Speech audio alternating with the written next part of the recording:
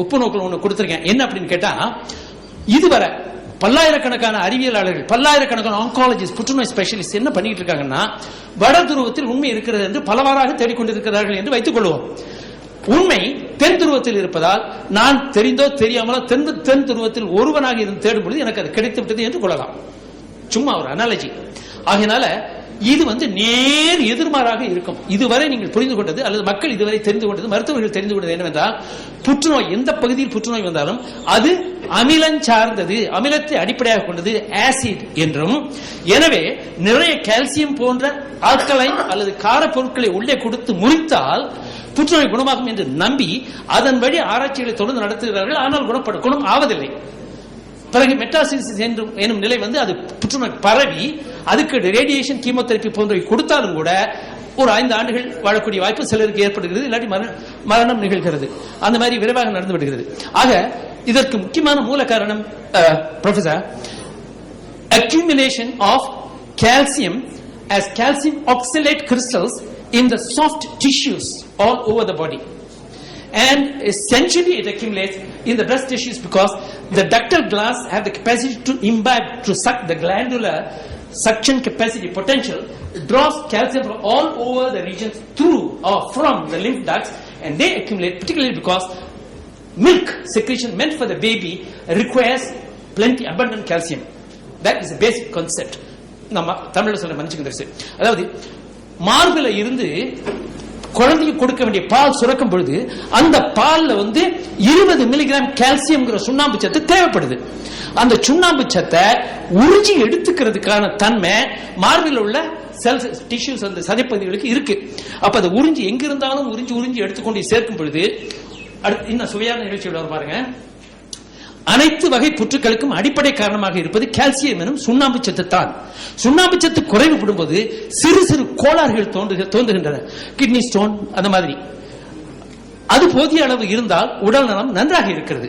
அது மிகும் போது புற்றுநோயுடன் கிட்னியில் கற்கள், புரோஸ்டேட் சுரப்பியில் வீக்கம், இதயத்திலும் குருதி குழாய்களிலும் அடைப்பு ஏற்படுதல், இனிப்பு நீர் நோய், உடல் தடித்து போதல் முதலிய யாவும் நிகழ்கின்றன.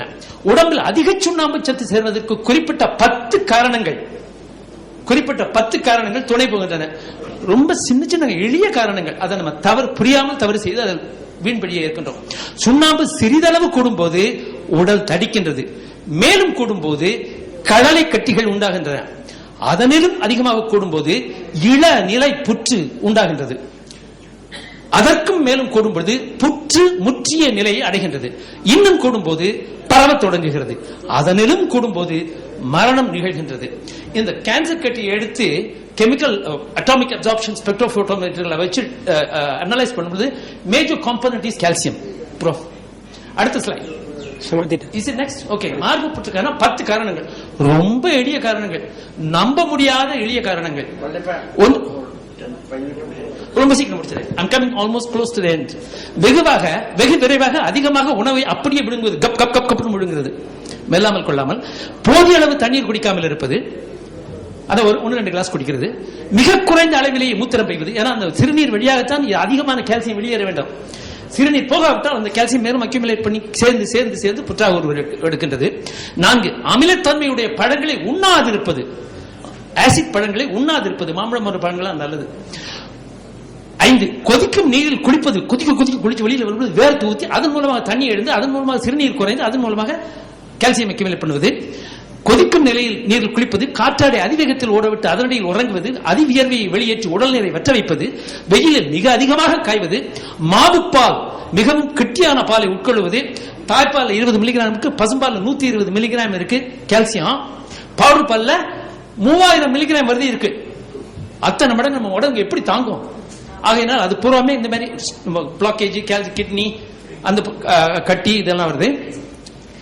சுண்ணாம்பும் உயிர் சத்து டி ஆகியவற்றை கொண்ட பிஸ்கெட் போன்றவற்றை அதிகம் உட்கொள்வது, குழகுழப்பான உருவமற்ற நாற்றமுடைய மிகவும் இளகிய மலம் ஒரு நாளைக்கு 2 முறைகளுக்கு மேல் வெளியாவது, சாக்லேட் அல்லது சாக்லேட் கலந்த பானங்களை குடிப்பது ஆகியவையாம். இதான் 10 காரணம். Next line.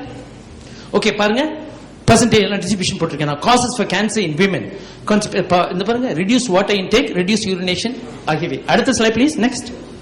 ஓகே, குணப்படுத்திக் கொள்ளும் வழிமுறைகள் இது பற்றிய முழு விவரங்களையும் cancer causes cure and prevention என்ற இந்த நூலில் எழுதியிருக்கு. இதை பற்றி தான் நான் உங்களுக்கு சொன்னேன். இப்ப உங்களோட தந்திர புத்தகத்தில் மிக மிக சுருக்கமாக இது நச்சல் போல தெரிவித்திருக்கிறேன். சுண்ணாம்பு சத்து அதிகமாக உள்ள முட்டைக்கோஸ், பீட்ரூட், காலிஃபிளவர், சமைக்கால் ஒண்ணு, சாலட் முதலியவைகளை எல்லாம் குறைச்சுக்கணும். அதாவது இந்த புற்றுநோய் வந்தவங்க சுத்தம் நிறுத்தணும். புற்றுநோய் வரக்கூடிய பக்குவத்தில் இருக்கவங்க பாதி உண்ணணும். புற்றுநோய் இல்லாதவர்கள் நடுநிலை நிதானமாக உண்ண வேண்டும். காய்கறி நல்லது என்பதற்காக ஒவ்வொரு நாளும் இவ்வளவு வைத்துக் கொண்டு வெளியே கொண்டு இருக்க கூடாது, கூடிவிடும். Next line. தமிழ்நாட்டில் புற்றுநோயை வெகுவாக குறைப்பதற்கான ஒரு சிறந்த வழி சிரிப்பு. உங்களுக்கு சிரிப்பு வரும், நகைச்சுவைக்காக அல்ல, சிரிப்பு வரும், நன்றாக சிரிக்கலாம், தவறில்லை.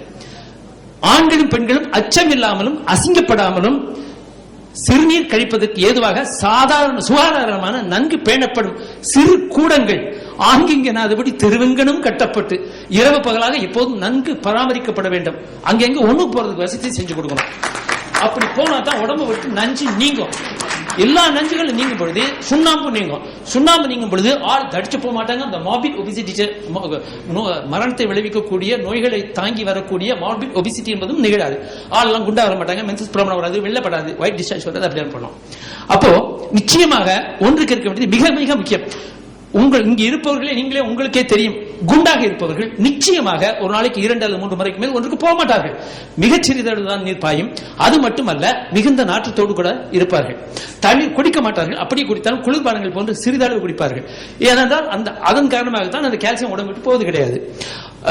பலவிதமான வானொலி தொலைக்காட்சி வழி சிறுநீர் கழிப்பதற்கான முக்கியத்துவத்தை உணர்த்த வேண்டும். பலவிதமான நலம் பேணும் வழிமுறைகளை புற்றுநோய் பற்றி எனது புத்தகத்தில் கண்டுள்ளபடி மக்களுக்கு எடுத்துரைக்க வேண்டும். இதனை தமிழ்நாட்டின் நலத்துறை அமைச்சு தீவிரமாக மேற்கொள்ளுமானால் ஆண்டுக்காண்டு தமிழ்நாட்டில் மட்டுமே புற்றுநோயும் பற்பல வேறுபட்ட நோய்களும் கணிசமாக குறையும். இது உலகம் முழுமைக்கும் ஒரு எடுத்துக்காட்டாக அமையும் என்பது திண்ணம்.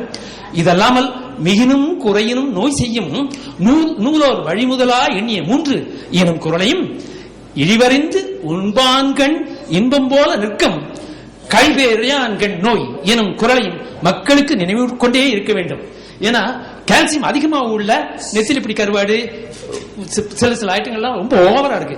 அதுகளெல்லாம் குறைச்சு நிதானமா சாப்பிட்டா வருங்கிறது குரல். அடுத்தது That's the end of it, isn't it? Thank you very much. Actually, இது என்ன அப்படின்னு கேட்டாங்க, ஒரு final one sentence. என்னன்னு கேட்டா, ரொம்ப எளிய காரணங்களை இது தியரிட்டிக்கலா சொல்ல 35 ஆண்டு கால ஆராய்ச்சியோட உலகெங்கிலும் உள்ள எல்லா மொழியிலையும் உள்ள 480க்கும் மேற்பட்ட ஆராய்ச்சி நூல்களை அடிப்படையாக கொண்டு சைட்டேஷன்ஸ் கொண்டு யாருக்கும் பதில் சொல்லக்கூடிய அளவில் இதை எழுதியிருக்க. எவ்வளவு ஸ்பெஷலிஸ்ட் கேட்டாலும் அறிவியல் முறைப்படி என்னால் தகுந்த ஏற்றுக்கொள்ளக்கூடிய விளக்கம் இதற்கு தர முடியும். நான் இறந்து விட்டாலும் கூட இதில் இருக்கிறது அந்த விவரம். மிகுந்த நன்றி தலைவருக்கும் நன்றி. இந்த புற்றுநோய் உள்ள சங்கை மட்டும் நான் காண்பித்து விடுகிறேன் உங்களுக்கு. அதாவது இயற்கையில் சங்கு இருக்குல்ல, சங்கு கொண்டே வச்சு அந்த சங்கு கடற்கரையில் ஒதுங்கும் பொழுது நீங்கள் பார்த்திருப்பீர்கள். டிஃபன் பாக்ஸ் இல்ல, கொஞ்சம் பிடிச்சிங்களா? எனது நண்பர் கோயம்புத்தூர் உள்ள திரு சந்திரசேகரன் என்பார் கடற்கரை புறம் சுற்றி சுற்றி இந்த புற்றுள்ள சங்கை தேடிக்கொண்டு வந்தார். ஒரு சங்கு புற்று இல்லாமல் இருக்கும், இது புற்று இல்லாத நல்ல சங்கு. இதற்கு கால்சியம் என்ற சுண்ணாம்பு சத்து கூட கூட புற்றுநோய் வந்து விடுகிறது. அதுதான் இந்த புற்று. இந்த புற்று உள்ள இதே சங்கைத்தான் புகைப்படம் எடுத்து நீங்கள் கையில் வைத்திருக்க, இது கிட்டத்தில் பார்க்க வரும்போது பார்க்கலாம். இது புற்று உள்ள சங்கு உங்கள் புத்தகத்தில் இருக்கிறது. அது புற்றில்லாத சங்கு. இதுதான் மக்களுக்கு, பெண்களுக்கு அதிகமாக கால்சியம் சேரும் போது இந்த புற்று ஏற்பட்டு தொடர்ந்து பிரச்சனைகள்லாம் வருது. பல மரணம் நிகழ்கிறது. நன்றி.